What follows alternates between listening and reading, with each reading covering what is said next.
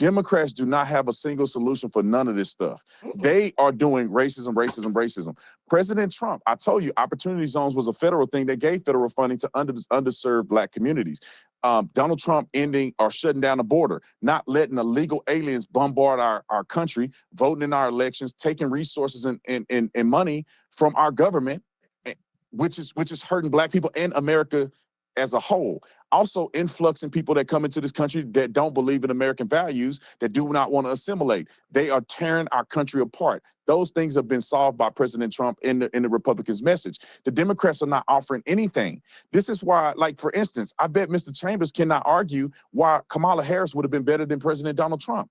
Why would she have been better? What did she actually run on? What was her actual message? That's why Black people didn't vote for her. That's why she lost in a landslide to President Trump, whom you say haven't done nothing for the country. He got another chance because he has a solution that none of these Democrats are pushing. And it's really, to me, it's not about Democrat, Republican. Democrats just happen to suck. I care about who is going to do what's right for this country. If a Republican will not do right and don't have a solution for this country, then I would never vote for him. I want to go to the minimum wage thing. Minimum wage is not just on the government. I have employees that are entry level in my company, and I do not pay them minimum wage. I pay them far beyond minimum wage. That's not just the president's issue. That's a local issue. That's a business issue as well. States have their own minimum wages. The federal minimum wage is a lot lower than Arizona state minimum wage. I think our minimum wage is like $12 an hour or $13 an hour. It just went up. That has nothing to do with the federal minimum wage. So you complaining about that, in my personal opinion, is not the solution to the problem. The government is not going to fix everything, and I think that we need to understand that. And then also, let's go to your quarrels about the government and all this. And what are Black communities doing to help themselves? Because Black people have been voting for one party. Let's just let's not say it's Democrat. Let's just take the Democrat Republican out of it. They've been voting one way for 60 years and still complaining. So what does that mean? Every other year there's a Democrat in office. Yeah, what does that mean? Tatum, that means that you are not voting for your own best interest. That's why you still complaining. What's going on, everybody? I appreciate you guys pulling up today. We have to check out this video. Now, love them, hate them. A lot of people feel the way that they feel about Officer Tatum. Some people love him. Some people, have utter disdain for him. But I can appreciate this brother's sentiment, his work ethic. For the most part, he's been 10 toes down, in his beliefs. He's been at this thing for 8, 9 years, at this point. I think Tatum is a solid brother. We know where Stephen A. Smith stands. This Gary Chambers character, he's just another pro-blackity black, grifter, Democrat vote blue no matter who, grifter that gets torched. This debate here, and shout out to Stephen A. for even allowing this to happen on his platform, but it's a no-brainer and it's not even close. Hit the like button, share the video, subscribe to the channel. We got to get into this. If you want to watch the entire debate without my commentary, that link will be in the description box below. Let's get into it. Officer Tatum, I would push back on you by saying this because I want to make sure that I'm fair to you as well. When you say they, you are a Black man, and you're saying they as if you're not a part of the community. Do you realize that? And do you realize? I'm talking about the ones who voting for the Democrats. Okay. They people like Gary. Okay. That's why I'm asking. They. When I say they, I'm talking about them Black folks that's voting for Democrats. With no demand of anything in return. I hate Republicans because they white, and so I'm gonna vote for these Democrats, and they ain't done nothing for Black people. Who do nothing, and everywhere that they rule, they're the poorest, it's the most dangerous, and some of the most destructive places in the country. The most dangerous city in America, Memphis, Tennessee, has been ran by Democrats, from the mayor to the city council, the school board. The district itself has been Democrat ran for a very long time. And you see how it looks. And I'm sure, Gary Chambers is going to get out here and say something crazy, but let's check it out. Gary, I will go here, Gary. The minimum wage, the federal minimum wage has been $7.25 an hour. that has remained unchanged since 2009, from the time Obama was in office, first term. Just wanted to say that. Give you the floor. Well, I don't think that minimum wage should change anyway. If it's going to change, it should be based off of the state and the cost of living. What we do know is that when the government gets in the business of setting wages, it actually costs people jobs and it harms small business and larger business alike. So first thing I want to say, brought up tax revenue from the feds. Louisiana gets more from the federal government than we send to the federal government in resources. My state actually needs the federal resources in order to meet the needs of the American people. You can ask Jeff Landry yourself, if the feds cut that federal water off, if he can meet the needs of the people of Louisiana, he's going to tell you no. When the SNAP stuff was cut up, the reason Jeff Landry was in such a tizzy is because all of the grocery store owners are reliant on the ability of those SNAP customers so that they can pay their grocery bills as a grocery owner. So Donnie Rouse, who owns Rouse's grocery store, he was concerned about whether or not the SNAP benefits got paid too, because if the people who get SNAP benefits can't pay their SNAP benefits, don't get their SNAP benefits, they're not in the grocery store spending their money with Donnie Rouse. Okay, so when the legislators in the Republican legislature here were concerned about that Fed money, they weren't concerned about their poor white working class workers. I'm not done. They weren't concerned about their poor working class white voters. They were concerned about their business owners who were going to not be able to meet their margins. Second. The other thing, but the business owners are the people that employ and they pay majority of the taxes. So I can understand it. It makes complete sense. Part when you talk about the money, that's our money. When Black people start talking about an investment from the government, that is our tax dollars that we have paid to the government, and everybody gets to ask for their tax dollars to come back to their community, but Black people. When Black people. You just said we want the government to do it. No, I want the government to be true to what it said on paper. If you're going to take care of the damn roads and bridges, take care of the roads and the bridges in my community too. If you're going to take care of the parks, take care of the parks in my community. In my community, around the corner from me is Glen Oaks High School. It flooded in 2016. When it was repaired, they spent $16 million to repair it. When Baton Rouge High was built, they spent $64 million. When the school that my daughter goes to was built, they spent $60 million. When they built the Struma High School in the Black neighborhood, they spent $20 million. I asked them, do the curtains here cost less than the curtains that you put on the building on the other side of town, or you just shorten the Black kids over here? So when you talk about some of these things, I'm saying that Black people who go to work every day, like my mom and daddy, who live in the same neighborhood I do across the street from me, who've been paying taxes in this community for 30 years, but every time they wake up, there's another resource leaving their community. And it's not at the hands of the Black people that they voted for, it's at the hands of the white people who continue to deny the access to the Black people because of race. A thing that you continue to deny is a factor. Is your city council member Black that represents your district? Yes. My city council is majority white, Republican. No, but is your representative Black? What part are you missing? Is the person representing your community? See, this is person where the he's at a disadvantage, Officer Tatum, because he's operating in a silo. He's by himself. He's outnumbered. That's what Gary's saying. Majority Black city. To me, this is the problem. This is the lie. No, I'm not this is the problem. Because this is where conservatives are lying every day. No, you just make everything about race. Black city. I live in a majority Black city. I have a community where we have never had Black people as the majority on the city council because of gerrymandering, and your Black ass is sitting here telling me that it doesn't matter. Now you're assuming that white people are all racist and evil. I never said that. So a white person can't represent your community because they're white? See, now you're lying. This is another thing. I'm asking you. This is a tactic. When they get into the sign language, the shame, the insults, you know what I'm saying? The need to be right. When they get into that, they losing. Here he is yelling, getting all emotional. It's no tactic. It's no tactic. Just talking. He's just talking. Hey, guys. Hold on. Let me just say, ain't nobody getting cut off, y'all. One at a time. Ain't nobody getting. I do want to say that Gary Chambers is also a dude that when he ran for office, he ran with a J in his mouth. He ran on the premise that he wanted to, legalize cannabis in Louisiana, so forth and so on. That's what he ran on. He wasn't really talking about, economics and things of that nature for the most part. Cut off. It's I'm not done, editing though. any of this out. I know that. I understand that. You don't get your Gary. the floor is yours. I'm just letting you know you ain't getting cut off. This is not Gary. getting edited. I'm letting y'all Gary. speak. Gary, Go ahead. are you, Go ahead, this officer. is, this Ask is him. what I would respect what Gary is saying if he said, we have not had proper representation, meaning people have not represented us properly, not because of the color of their skin. You're drawing representation properly being met with because they ain't never let a black person do it. Are you saying that white people, you saying that white people are inherently against black people and representation? That are here. I'm saying the white men that have represented us here are trash.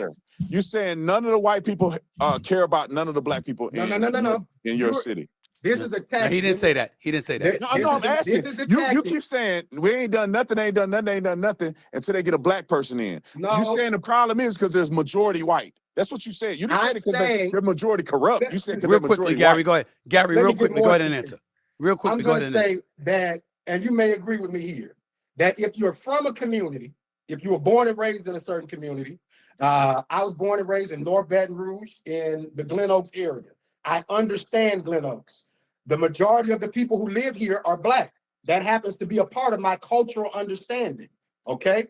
There are certain things that I experienced growing up in this neighborhood that a white person that grew up in Kenilworth may not have experienced. Therefore, the person who is white from Kenilworth does not have the same lived experience as me, so I don't want that person to represent me. So I'm not done. So I would rather someone who has a same lived experience, who cares about some of the same things. That's what white people are asking for every day. Why, when black people ask for it, is it somehow wrong? How do you think, where you see white people asking for stuff like that? They don't have to say white. They say stuff like people with the same moral fabric as us, people who have the same cultural beliefs as us. This dude is full of sugar, honey iced tea. This dude's from Baton Rouge, Louisiana. Baton Rouge, Louisiana has had a Democrat mayor for the better part of 20 years. They just recently elected a Republican mayor by the name of Sid Edwards. That just happened last year at 25. He just took office this year, essentially. So this dude's complaining about city council, school board, so forth and so on. There's been Democratic representatives. And the last two mayors, not only were they Democrats, they were both black. A man for 11 years, a woman for the remainder of that time that I mentioned. These people, I mean, they're so disingenuous. The shit you were saying 5 minutes ago. My cultural beliefs are American beliefs. What are you saying? What the hell is an American belief? What do you mean? Loving your country, working hard, that just living an American dream. So if you believe that that's an American belief, why is it acceptable for America to just go into other countries and snatch their presidency? Would that be acceptable for somebody to come over here and snatch our president? Would you think that shit was acceptable? Well, if we let them do. This dude ran for office, man. He can't have a conversation, one, without being overly emotional, cussing and carrying on. This is what I'm talking about, man. This is what I'm talking about. That's why I said I slid that black card right on across over, because I don't want to be considered, amongst the ranks of people like a Gary Chambers and others out there that can't articulate themselves without yelling, screaming, and getting overly emotional. This is ridiculous. Do it, then they'll do it. No. You're not answering the question. See, some of the things that we do to create conflict. I don't have a problem with our president going and removing. I'm about to go right here. I don't mind that our president. Hold on, fellas. One at a time. If you don't think it's acceptable for somebody to come over here and snatch our president, why the hell is it acceptable for America to go around the world and snatch people's presidents, decide who can have what, and you can't even fix your own fucking country. You can't even you're in debt up to your neck. Gary, I'm talking. Why do we go and get Maduro? We're in debt to our neck talking about national defense, and you can't even protect the people in your own country. Why do we get Maduro? Why do we go and extract Maduro from oil? That's your opinion. Oil. Maduro committed crimes. Maduro committed crimes against the United States. Maduro committed crimes against you. Nobody's acting like he didn't commit crimes. Two things could be true. Nobody's acting like he didn't commit crimes, but let's not act like we ain't over there for that oil. Now, I ain't trying to come Dave Chappelle out here, but let's not act like that. Let's not act like we ain't there for the oil. Let me talk. Netanyahu is a current war criminal. Gary, let him talk. Gary, let him talk. Let him talk, Gary. Let him talk. So, it's not as simple as oil. He committed crimes against the United States of America. He was not a duly elected president. We went in and held him accountable in the United States for his crimes. That's why we extracted him. But also, Here's your thing. You keep saying, why we over there doing this? And if we over there for all, the all benefits America, does it not? I'm not. So therefore, we're making an investment to go over there to We're make stealing. sure we have control of all. We're What do you stealing. mean? So what? Guys, let me throw this. I cannot stand weak dudes like this guy, man. Do you understand that freedom isn't free? Do you understand that the life that we live in this country, sometimes you got to go get your hands dirty? This Maduro character, you know, I mean, he had a bounty on his head from the previous administration. We finally got a president that's got some daggone cojones that will just go handle business in reference to Iran, in reference to this Maduro character, shutting the border. We finally got somebody that ain't just gonna sell whiff tickets. They just gonna say, you know what? I don't care what the media thinks. I don't care what people like Gary Chambers thinks. We're gonna go handle business, and we're gonna make sure that we're looking out for the best interests of the United States of America. Point blank, period. Throw this last question out to both of y'all. I've got a conservative and a liberal in front of me talking with one another right here. And one of the things that I've lamented throughout the years is the fact that there's such a divide in this country, period, but especially with Black folks when it comes to political affiliations, that somehow, some way, how do you get to a point where if you can't come together, you can agree without being disagreeable? I'm not saying y'all were disagreeable or anything like that. I'm not going there. I'm just saying They've definitely been disagreeable. Definitely. You can't agree with these people. I think everybody needs to hear from people like both of y'all about educating yourself, edifying yourself, communicating with one another in a fashion where somehow, some way, this divide, this schism that exists doesn't have to be as glaring as society has proven it's been in recent memory, as some would say it's proven to be right now with the two of you talking. Is there any way that the gap can be closed where you can find, you can imagine yourselves finding some level of common ground? I'm talking about politically speaking. I'm talking about in terms of your ideology. I want to say this right here. First off, when you act like, when people like Stephen A, this question right here, I'm not in agreement with the question, because 50% of white Americans support either the Democrat Party or the Republican Party.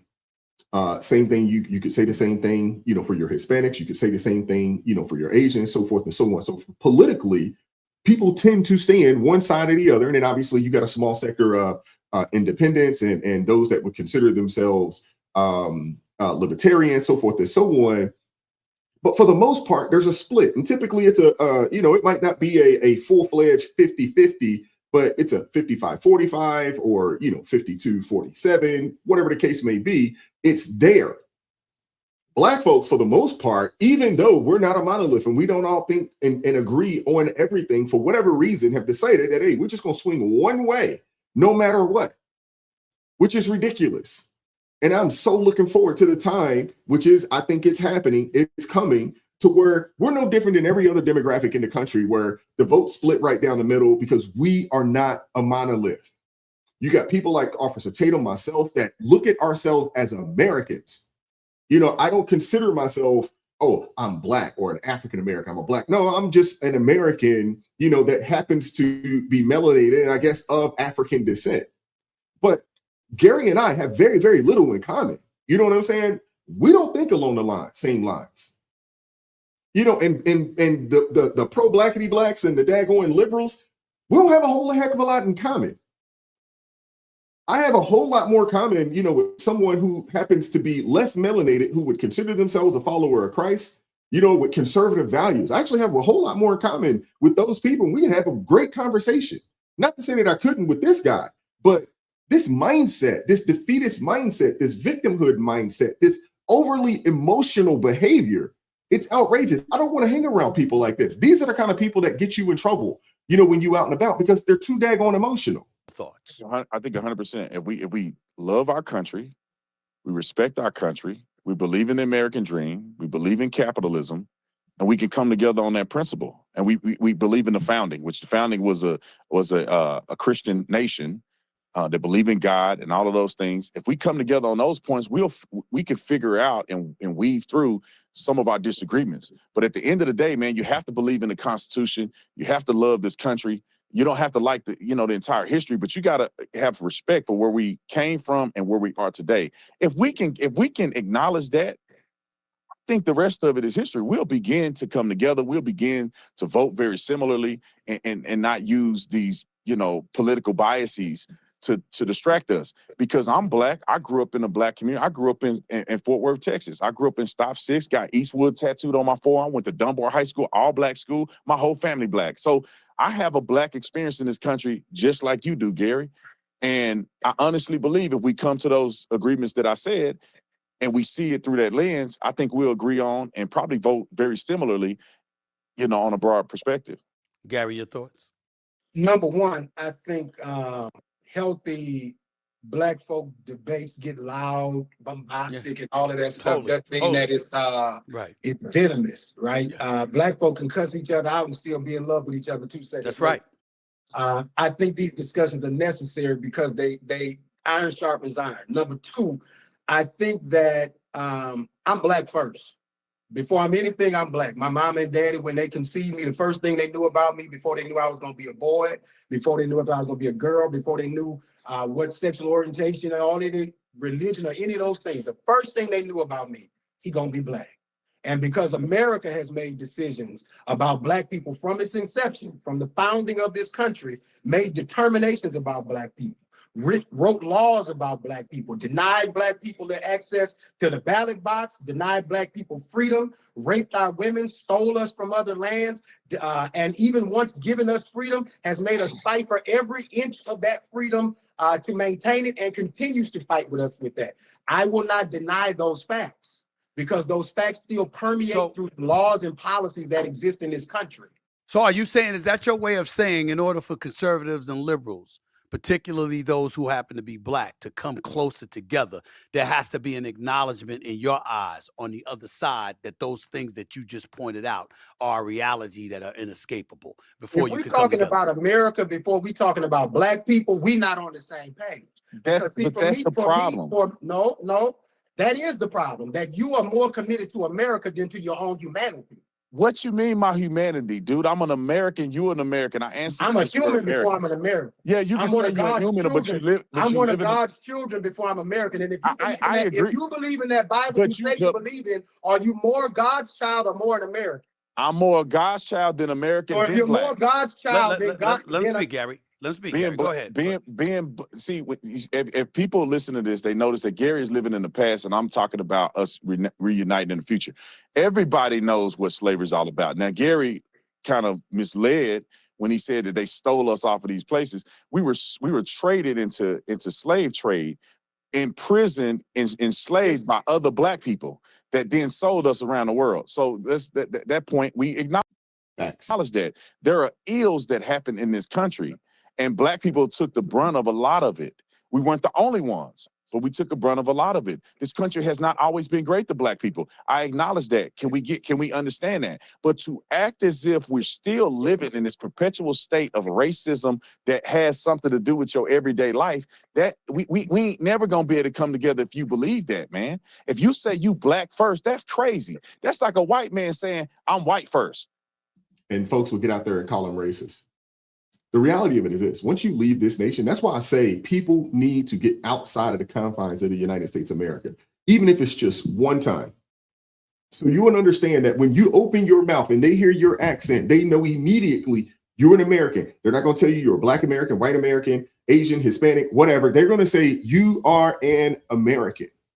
Now, to an extent, where Gary was coming from, and he said the Bible that you believe, which leads me to believe that, and leads me to think that he doesn't consider himself a Christian follower of Christ.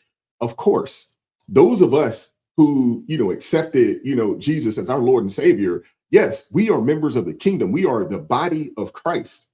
So of course, everything about us is going to be Christ-centered initially.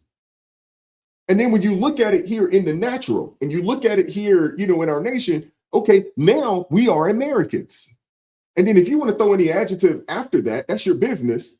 But that's how this thing goes. And the reality of it is that This country is the greatest country to ever exist. And when you start talking about highly melanated people in this place, there ain't no place that people that look like us are doing what we're doing, accomplishing what we're accomplishing. I mean, this is crazy talk, man, that you have people out here continuing to talk like this. They are. Yeah, but they do They say wrong then. They wrong then.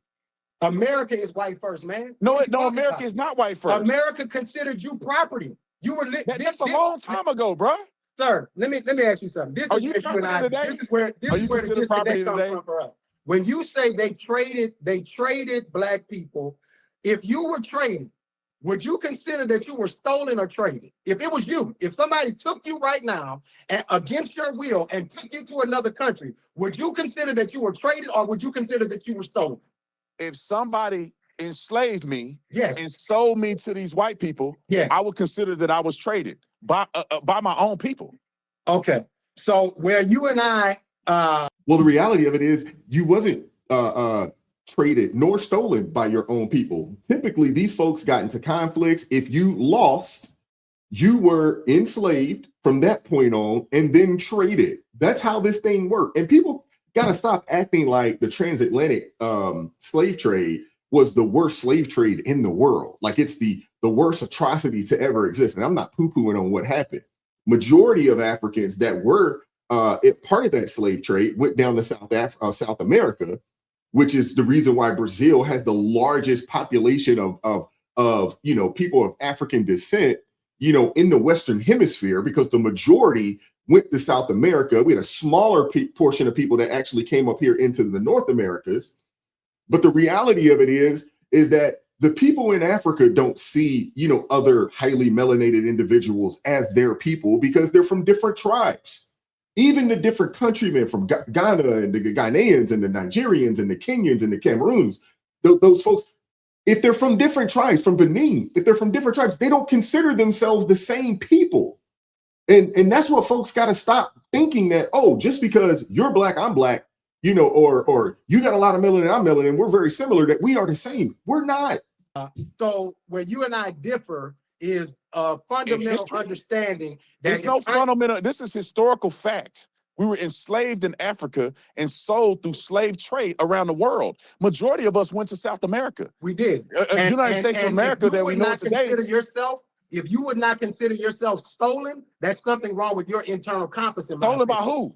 Whoever stole you, whoever stole you to another country. White people, by black and white people, I was stolen. But I'm trying to figure out off the state of what the hell is wrong with looking at yourself as black first before you're anything else, black before you're American, black before you're anything else. What's wrong with that? Okay, because all black people ain't the same, and like for instance, we all different. So when I say I'm black, what does that mean? The color of my skin. Can I interject right there? No. Black people from New York is different than black people from the South. Black people from Africa that came over here as immigrants are very different than African Americans. We're all different. We're diverse like anybody else. When white people say I'm white first, what does that mean? I would ask that. Forget. I don't want to mean forget white folks, but I'm like, forget. We're not talking about them at this particular moment. Let's stick with black people in this regard. When you talk about the slave trade, and you said we were enslaved and then traded all over the world. Who were those people? Black people. Well, I'm simply saying if you identify with that from an historical perspective, these are my ancestors. This is what we endured. This is where I come from. And that's what I identify with first, because to some degree, I'm still feeling some remnants of that even in today's society. I'm saying if you identify yourself as black before you identify yourself as American, what you're doing is saying, coming out of the womb, I'm going to be at a disadvantage because I'm in America and I'm going to have to scratch and claw and have an uphill climb. Now, that doesn't mean you give up. That doesn't mean you use it as a crutch. It doesn't mean that you sit up there and use that as a reason to be lackadaisical and have a defeatist attitude and don't work your way and maneuver your way through that terrain in order to get to that point. But it does mean you at least acknowledging that, there are historical, insidious acts that are associated with this particular nation that I live in. And as a result, I recognize the fact that I'm going to have to march forward and it's going to be a uphill climb for me to get to where I'm going. If somebody identifies that with blackness, you can do that. But Stephen A., that's not always true that every black person have to suffer an uphill climb. That's not true. And we'll go back to like what I said. My ancestors came from Nigeria, so I know that, you know, through my ancestry.com research, that my people came over here as slaves. Not every black person in America came from slavery. It wasn't the case. Not every black person in America migrated here and was in the South. Some of them went to the North and were in indentured service, and they never were slaves. Some black people came over here and became slave owners and were not slaves themselves. So it's a very dynamic differentiation between the experience of black people in its totality as existing in America. So me saying I'm black first before I'm an American, I think that's a misnomer. I think that's you're pigeonholing yourself, because if you are going to say I'm black, that means negative, you're putting yourself at a disadvantage, man. And I say I'm an American first because I believe in American values. My ancestors fought that I can be free in this country. All of our ancestors were not the same, didn't come from the same countries, didn't speak the same languages. We are a diverse people. And we don't need to be looking at a skin color, because I don't agree with a lot of stuff black people do. We ain't the same people. If you sagging your pants and gang banging and doing stuff that you're not supposed to, we ain't the same. If you doing the right thing and raising your kids and having a family and doing all that stuff, then we are more similar. I have more similarities with white people than I do with some black people. So I don't wake up out of the womb and like think about my kids. I'm in a blended family. I'm in a mixed family. Kids don't wake up every morning and be like, I'm black. No, Gary? what do you mean? I'm gonna shut it down here, but if you guys want to watch the interview or debate more or less, you know, in its entirety, that link will be in the description box below. I want to hear from you guys. What are your thoughts on this? I know I spoke a lot throughout, so my apologies, but I mean, it's just frustrating listening to these people. Seriously, listening to people like Stephen A., who is the ultimate fence writer, listen to people like Gary Chambers, and there's a bunch of them out here, because there's a lot of money, you know, with this defeatist victimhood mindset. I'm at a point now where I really believe that you have a lot of black folks, you know, in America, you know, or Americans of African descent who don't get along because ancestrally they don't come from the same place in the continent of Africa. And that's why, you know, there's a lot of, you know, infighting and hate, you know, amongst these people, because they don't come from the same place. When you look at the continent of Africa, just because you would be considered African, meaning you're from a country in the continent, doesn't necessarily mean you're going to get along, because these individual nations within the continent of Africa don't get along. And then the tribes within these nations don't all get along with each other.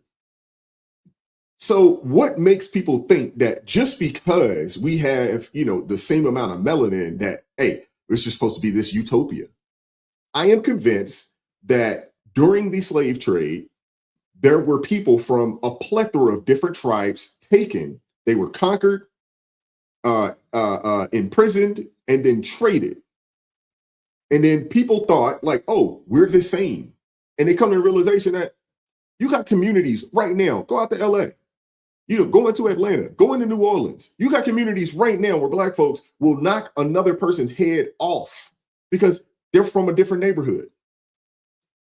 They weren't a different color, although I don't think color matters that much in this day and age as far as, you know, the gangbangers and things like that. Same thing in Chicago. There's literally music talking about how much and what they will do to another person that looks like them. The robbing, the scamming, the unaliving, the pew-pewing. There's literally music. There's literally music that is glorified. They give these people Grammys talking about how much they will destroy somebody that looks like them. And then you get a Gary Chambers out here talking about we're supposed to be a monolith and we're all together singing Kumbaya. Miss me with all of that, man. I want to hear from you guys. Let me know. Hit the like button, share the video, subscribe to the channel, turn the notifications on to all so you never miss an upload. Consider joining the ARP family. Buy your brother a coffee. That link's in the description box below. You can obviously support the channel via Cash App as well. That is in the description box below. And as always, keep God first. Stay prayed up. We'll catch up with you guys next time. Peace. It is God who arms me with strength. Yeah, I'm battle ready. He trains my hands for battle. My heart stays steady.